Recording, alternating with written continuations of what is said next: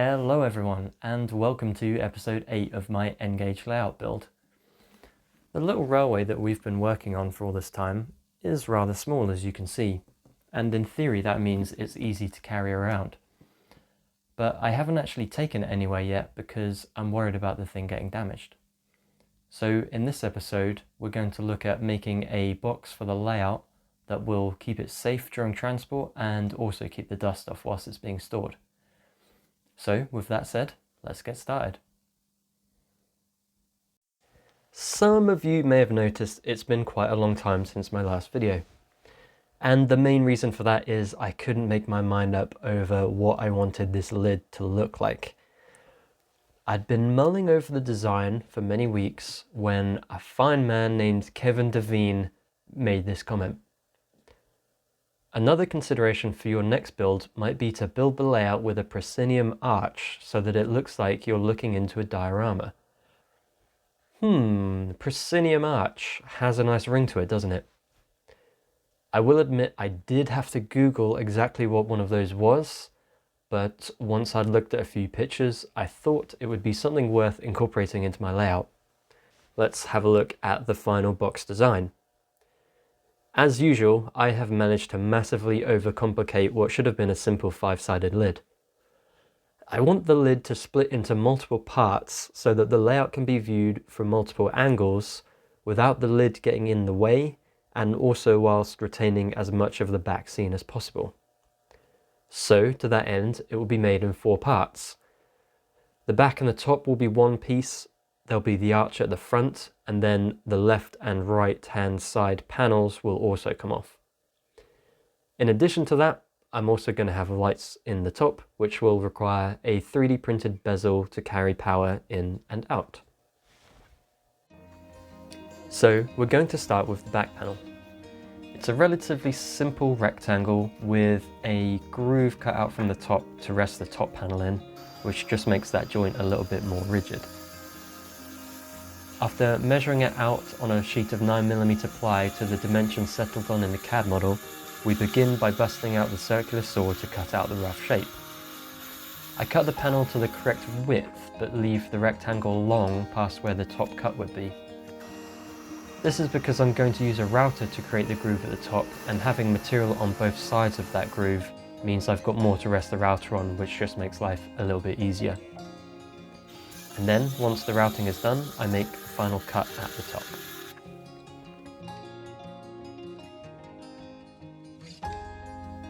Now, to fit the back panel, we need to remove material around the bezel so that the panel can sit flush to the box. As this won't be visible, I'm just going to mark it out and freehand the shape with the router. Now, the eagle-eyed amongst you will spot a glaring error here, but we'll come back to that later. And then to finish off the back panel, the final thing to do is to drill holes for the bolts that will go through into the brass threaded inserts which we've previously put in the baseboards themselves. And there we go. That's the back panel bolted up to the railway. One side down, 4 to go. Now we're going to move on to the front panel. This is eventually going to become our arch, but for now it's just going to start life as a plain rectangle with a groove at the top, very much like the back panel, and we're going to add the arch in later. And again, very similar to the back panel, once it's been measured up onto the plywood, we give her the slice route and slice treatment, and we end up with the second piece of our puzzle. Throughout the build, I've tried to take into account the inaccuracies in my work and the build-up of tolerances as much as possible. Some parts I make to the intended design dimensions, some I measure up on the baseboard itself, and some I make intentionally large with the idea that I'm going to come back and sand them to shape later. In the case of the top panel, I've made the front and the back panels first so that I can measure out the actual size it needs to be in between them and make it to those dimensions. In theory at least, that means everything should fit together reasonably well. Now the top panel itself is a super simple rectangle. No grooves, no routing required, Just a couple of chops on the old circular saw and we're good to go. What's slightly less simple is gluing the top panel onto the back panel to make that kind of spine of the lid. Luckily, by this time in the project, I've acquired a fair few large clamps, which does make this stage significantly more straightforward, but I wish I'd come up with a little bit more of a plan before I just started whacking the PVA glue down. I ran into a couple of issues where I almost got glue all over the layout and I was scrambling around for clamps whilst this thing started to set. So I just wish I'd planned a little bit more, but after a little while I managed to get all the clamps in the right place, got some weights on and left the thing overnight to dry. Here we can see the layout with the kind of spine, the back panel and top panel combination bolted up to the baseboard, and you can kind of get an impression that this box is going to end up being reasonably big. I think it's just about the right size though. I don't want it to be too short and not give good views of the layout, so I think this is just right for me. Next, we're going to make some little spars for the back panel assembly. These things do a few jobs for us. They provide support for the back and top panels and increase the strength of the joint between the two. We can fit some brass inserts to them so that we can bolt the front arch panel up to them. And they also make sure that there's space between the lid and the panel which will hold the lighting so that we can fit our electronics and our wiring and such. So you've just seen me marking and cutting the strip wood out. And once that's done, as access is going to be a little bit tight, I also take the opportunity to drill the holes for the brass inserts and get them wound in at this stage.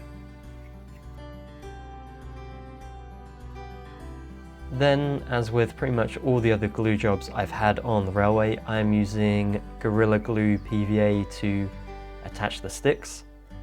And yet again, it's another one of those situations where I felt like I had a pretty good plan and knew which clamps I was going to use in which places.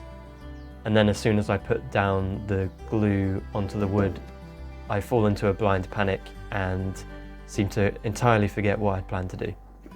But luckily I managed to get there in the end, and yeah, everything was glued down nice and securely. So you remember a little bit earlier I said we made an error with the back panel? Well, here's where we're going to fix that problem.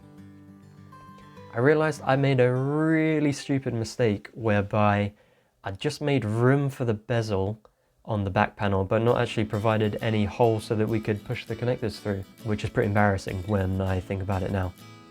Anyway, we're going to fix that by routing a hole all the way through the back panel, and I've printed off a handy little guide to help us achieve that. The idea here is to use one of these router bits which has a bearing on the bottom which will run up against the 3D printed guide. I've not actually done this before, so it's going to be a little bit of a learning process, but I'm hoping this is going to give us a much neater edge than if I just try to freehand it. Before we begin routing, we need to drill a hole all the way through the wood so that we can pass the router bit through it, because we're actually going to route from the other side, not the side we're looking at now. This can be done pretty roughly. There's no reason to step up slowly in your drill bit sizes or countersink or anything like that, because the hole's going to get obliterated when we start routing anyway.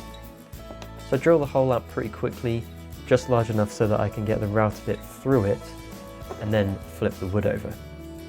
From there, it's just a case of very slowly and carefully working your way around the shape, making sure that you've made contact with the 3D printed guide all the way around its perimeter, and hopefully we should have a nice shape at the end of it. And there we go, the finished product. I think it looks super good. Unless you're the bicentennial man, I don't think there's any way you could ever freehand it this neatly. So with that error on the back panel sorted, we can turn our attention back to the front. We've got the basic shape cut out with the groove in place, but we don't actually have any way to bolt it to the rest of the lid. for that we're going to need 4 holes. There'll be 2 in the top so that we can bolt it into the spars we made earlier. And we're also going to add 1 in each of the bottom corners so that we can bolt it to the layout. And to do that, we're also going to need to add more threaded inserts into the layout itself.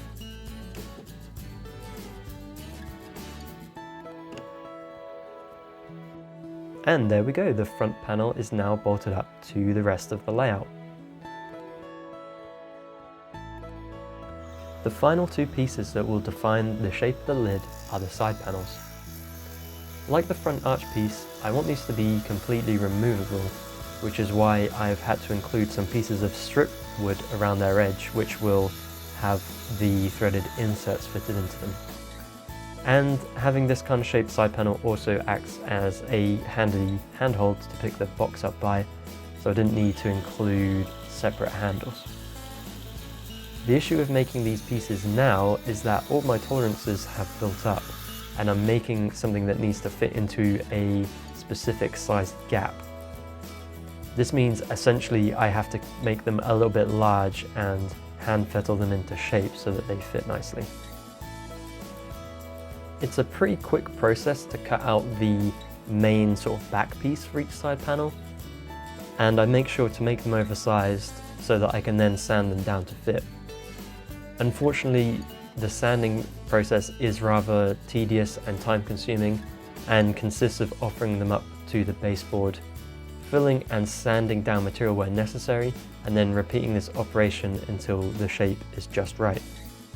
Once I have that back piece made for each side, I use it as a guide for cutting out the 3 spars. I measure them out, cut them up with the miter box and saw, and then they're screwed and glued into place. Now don't worry, I haven't glued the side panel in here. I'm just using the clamp to hold it in place whilst I drill through to position the brass inserts in the side panels. Just like the front panel, doing it this way means that the threaded inserts and the corresponding holes in the lid should line up pretty well. Now off camera, I've opened up the holes on the lid, and I've also opened them up on the side panels as well, which allows me to thread in our brass inserts. There are 5 of these per side, and I also add in an additional hole for the pre-existing threaded inserts on the baseboard, which means each one of these side panels is bolted in 6 locations. And then once it's attached to the lid, the whole thing feels like an absolute tank. From far away, the lid is looking pretty good, but when getting up close, you can see all the areas where I've intentionally left extra material. This was on purpose, the idea being I know my cuts aren't that accurate, so I've left extra material knowing that I can sand it away. And unfortunately for me, we've reached the point where I do need to sand it away. Once again, my weird mental block for refusing to buy an electric sander kicks in, so I'm going at the thing with a rasp file and some sandpaper and a lot of elbow grease. Obviously, I wouldn't want to deprive you guys of the reason everyone tunes in, some furious wrist action. After that's done, my box is looking nice and tidy, and I'm pleased with where we are. However, there is one glaring error. We can't see the trains. That means that now we're going to have to tackle the hardest part of this episode, making the proscenium arch. Once again, the 3D printer comes in to save us. These little curves I designed have a 50mm internal radius, which should give us a nice rounded edge to our arch. To make the straight pieces, I've just used the circular saw to cut some strips from scrap pieces of ply, and I then measure them up and cut them to size with the handsaw.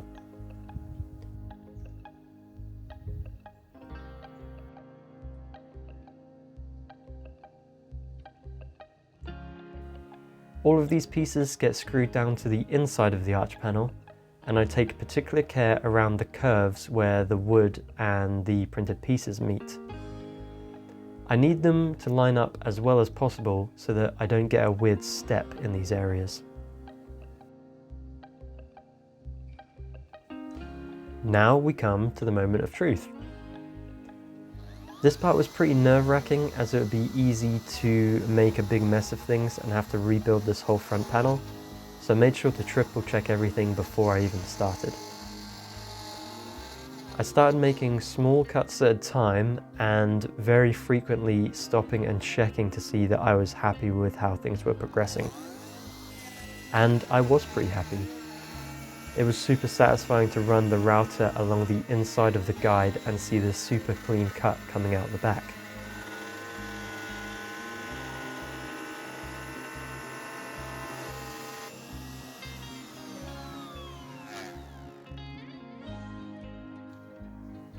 And with all the cutting done, when I lift away the scrap piece that's there in the middle, we can see that everything turned out really well. And the thing I was most nervous of, having a weird step between the 3D printed parts and the strip wood, didn't appear at all. So super happy with that process. And then the final thing we're going to tackle today is the light panel. This is a wooden piece that bolts up into the underside of the lid, and it's where we're going to mount our LEDs for lighting the box. I've already cut the piece out, it's a super simple rectangle, and now we're just making the 4 holes required for bolting through into the threaded inserts. I think we must have used 20 or 30 of these things so far throughout the build.